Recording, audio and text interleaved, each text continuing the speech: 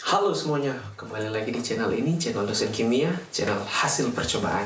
Kali ini kita akan membahas mengenai karbohidrat, di mana kita ketahui bahwa karbohidrat merupakan sumber energi bagi kita. Namun sebelum kita mulai pembahasan, jangan lupa untuk klik tombol subscribe dan klik loncengnya.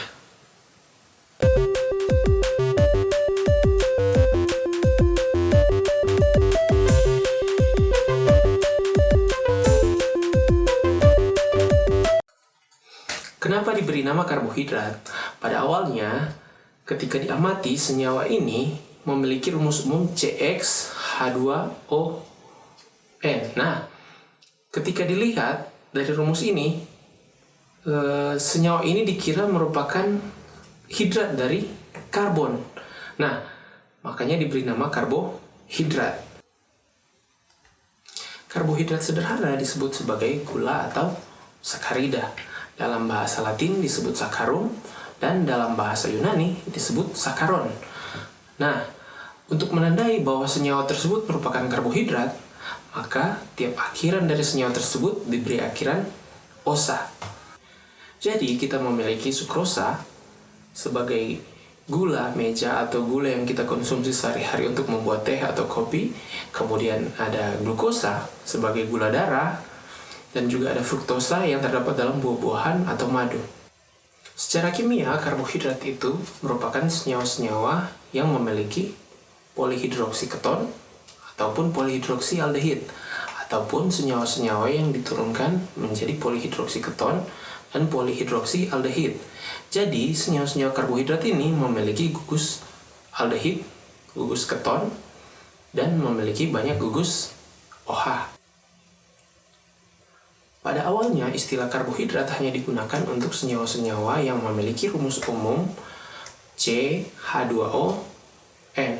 Nah, pada awalnya hanya digunakan untuk senyawa-senyawa yang demikian. Tapi, setelah berkembangnya waktu, ditemukan bahwa ada senyawa-senyawa yang tidak memiliki rumus umum seperti itu.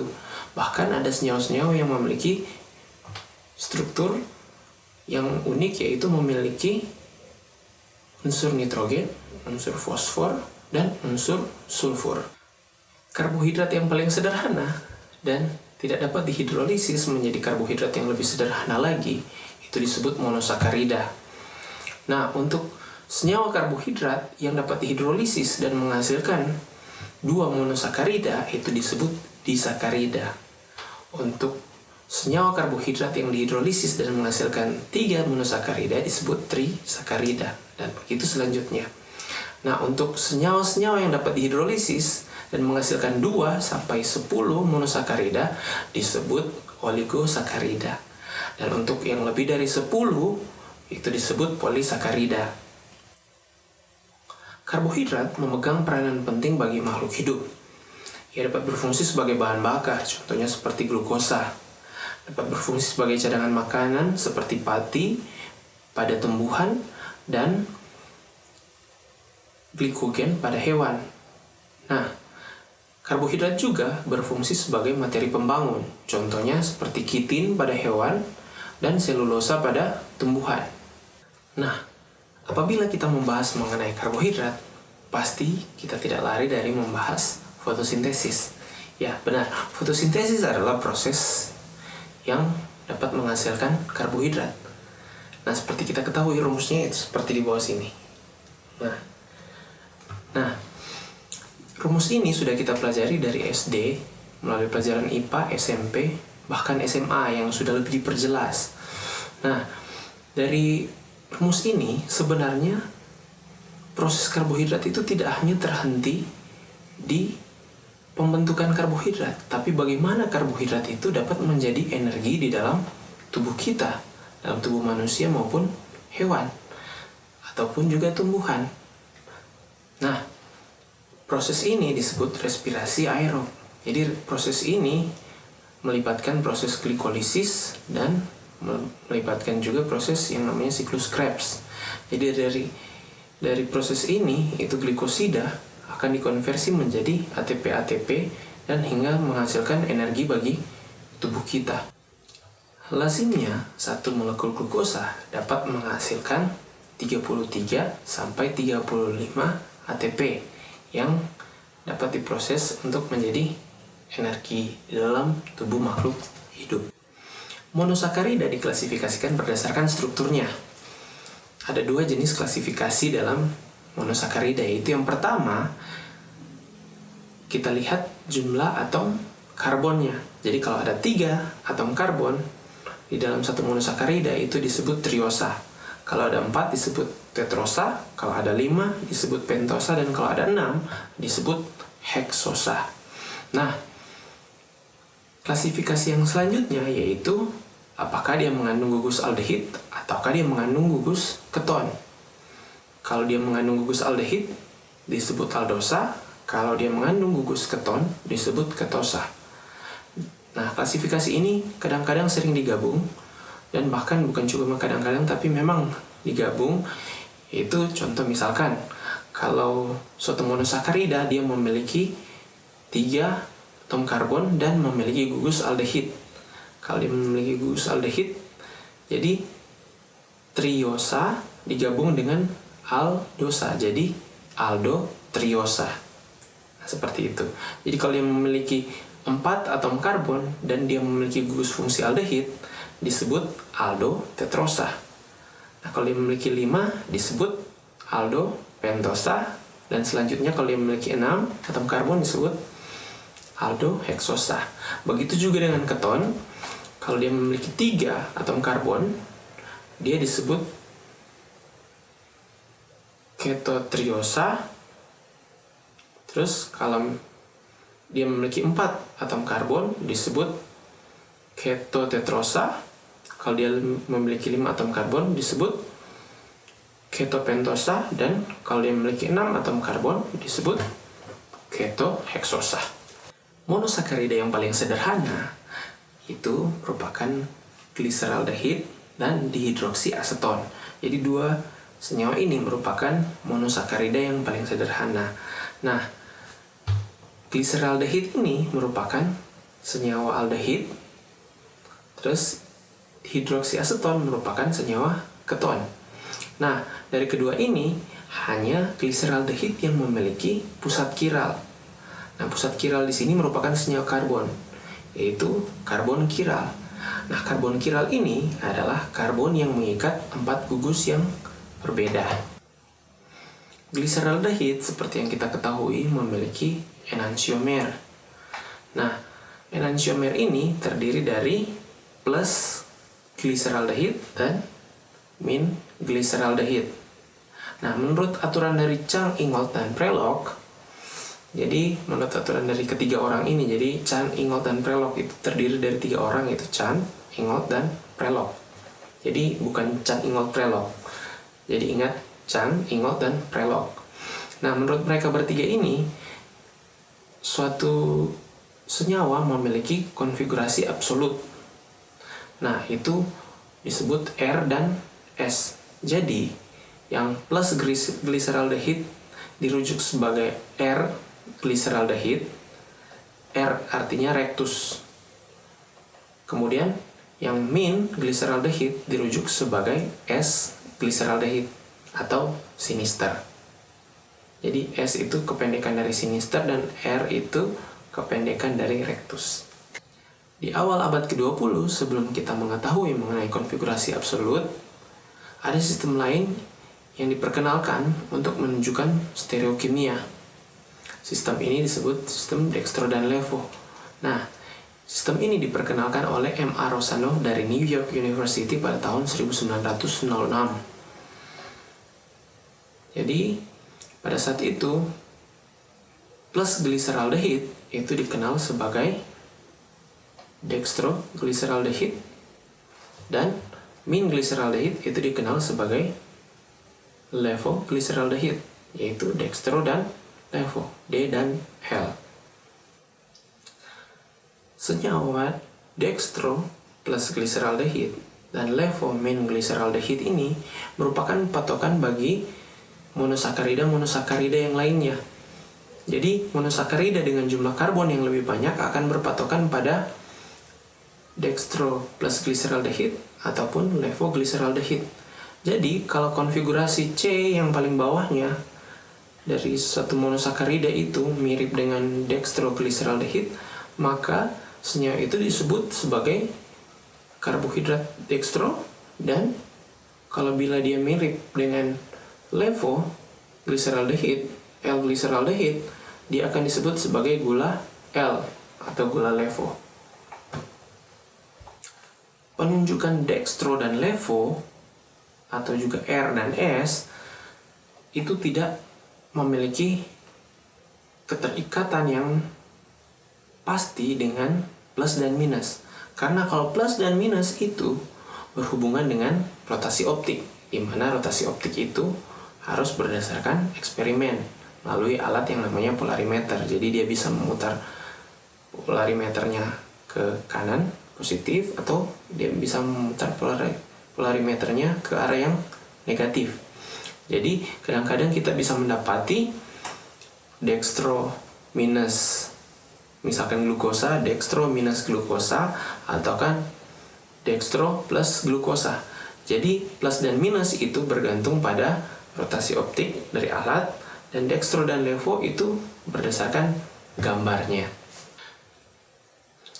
Ada banyak cara untuk menggambarkan struktur dari karbohidrat, yaitu yang pertama ada garis tebal dan garis putus-putus, kemudian ada proyeksi Fischer, ada proyeksi Howard, dan ada gambar struktur garis seperti biasa. Nah, cara menggambarkan proyeksi Fischer itu dimulai dari garis tebal dan putus-putus. Jadi ketika digambar garis tebal itu artinya garis yang mendekati pembaca, dan garis putus-putus itu adalah garis yang menjauhi pembaca. Nah, dari garis putus-putus dan tebal itu didapatkan suatu persilangan. Jadi persimpangan di situ. Nah, dari persimpangan itu bisa digambar dalam satu bentuk garis. Jadi tidak lagi garis putus-putus atau garis tebal. Nah, cara menggambar seperti itu disebut dengan proyeksi Fischer. Nah, untuk proyeksi Howard itu adalah pelipatan dari proyeksi Fischer. Jadi ketika dia dilipat membentuk suatu siklik,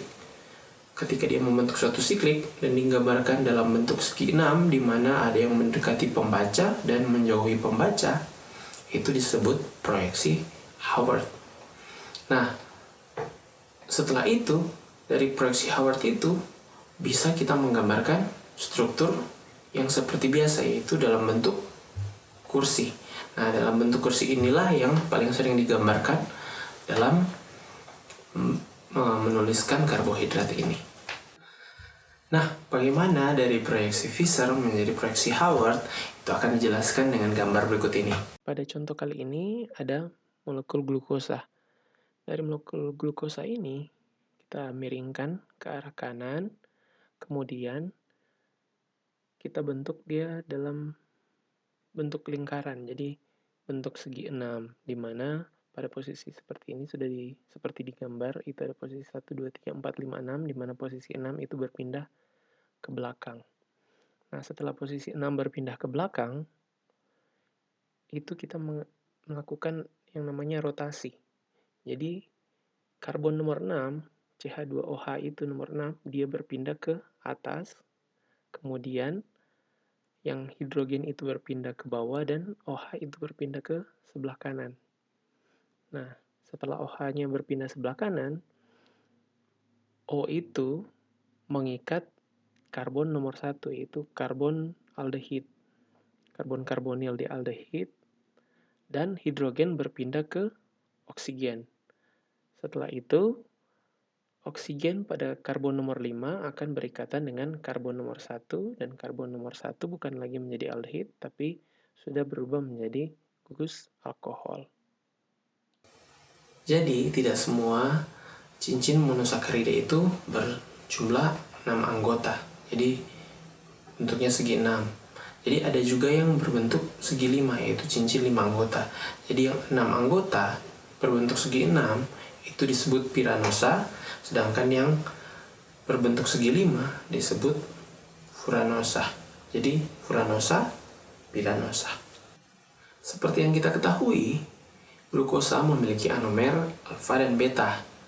Jadi, anomer alfa dan beta ini ditentukan dari posisi OH pada karbon nomor satunya.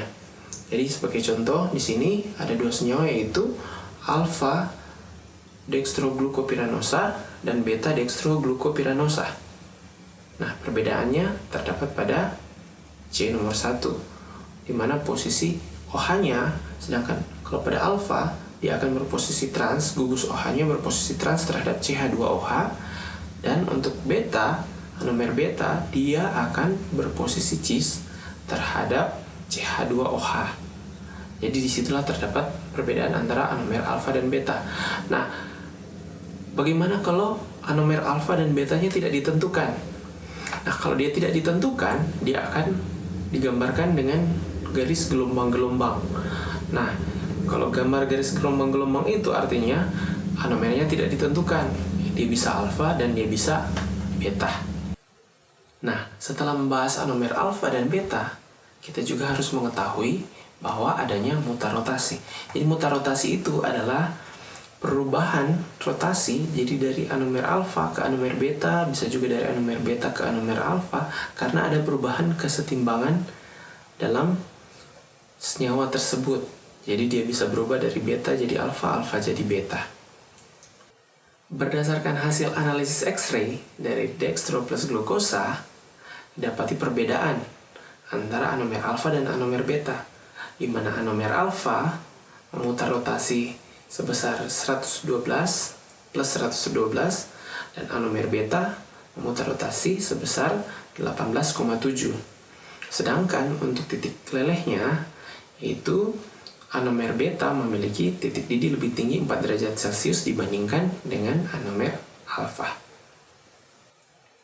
Dengan asumsi bila bentuk rantai terbuka diabaikan, jika kita membandingkan anomer alfa dan anomer beta, sebenarnya di sini terjadi pergeseran yang besar terhadap anomer beta, di mana anomer beta itu lebih stabil dibandingkan dengan anomer alfa, sehingga jumlah dalam pertimbangannya yaitu anomer alfa sebesar 36% dan anomer beta sebesar 64%. Ini terjadi karena perbedaan struktur antara alfa dan beta, di mana struktur dari beta lebih stabil dibandingkan dengan struktur anomer alfa. Aturan di mana anomer beta lebih stabil itu tidak selalu sama terhadap karbohidrat yang lain. Contohnya seperti dextromanosa.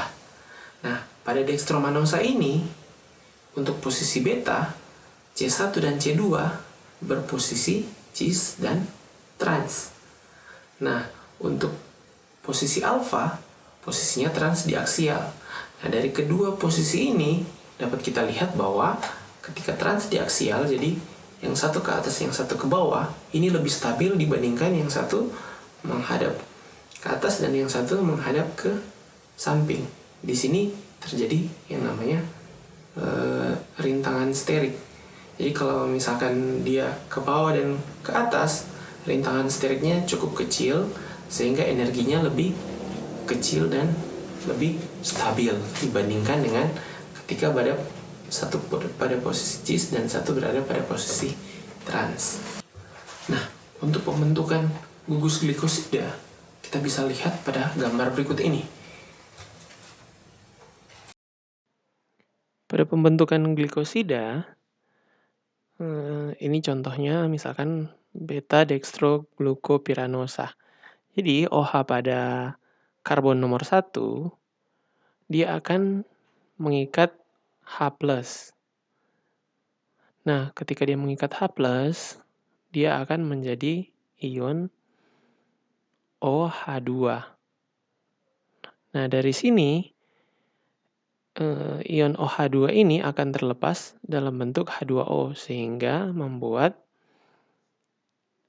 pasangan elektron bebas dari oksigen turun ke bawah untuk membentuk ikatan rangkap 2. Dari sini gugus selanjutnya yaitu gugus CH3OH itu menyerang gugus glukosa. Jadi ketika dia menyerang gugus glukosa, bisa menyerang dari atas, bisa menyerang dari bawah. Nah, bila dia menyerang dari atas, akan membentuk metil beta dextroglucopiranosida, dan bila dia menyerang dari bawah akan membentuk metil alfa dextroglucopiranosida.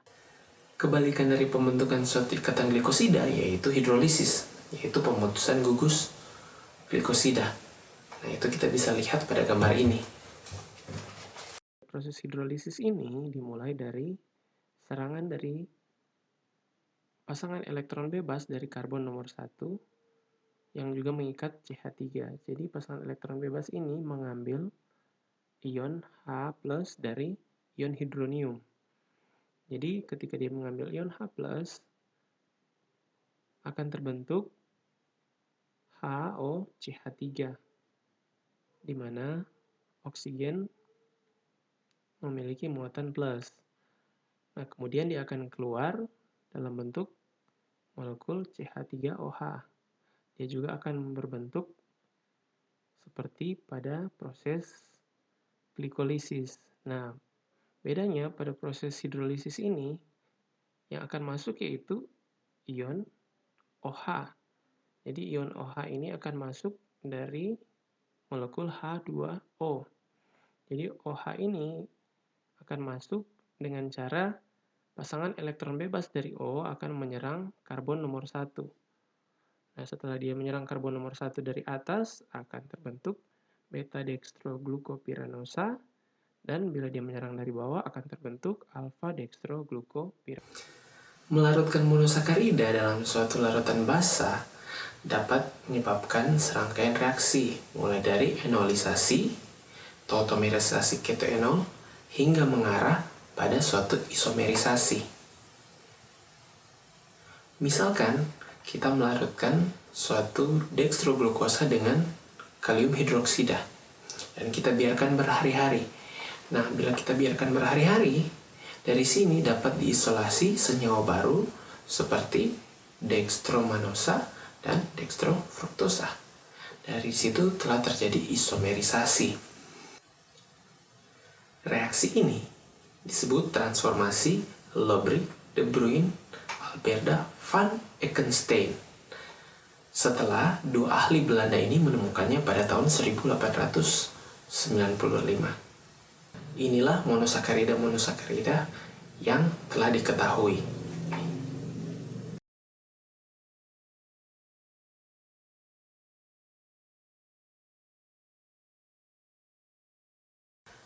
Demikianlah pembahasan kita mengenai monosakarida, pembahasan mengenai polisakarida dan oligosakarida, serta karbohidrat-karbohidrat lainnya akan dibahas dalam video selanjutnya.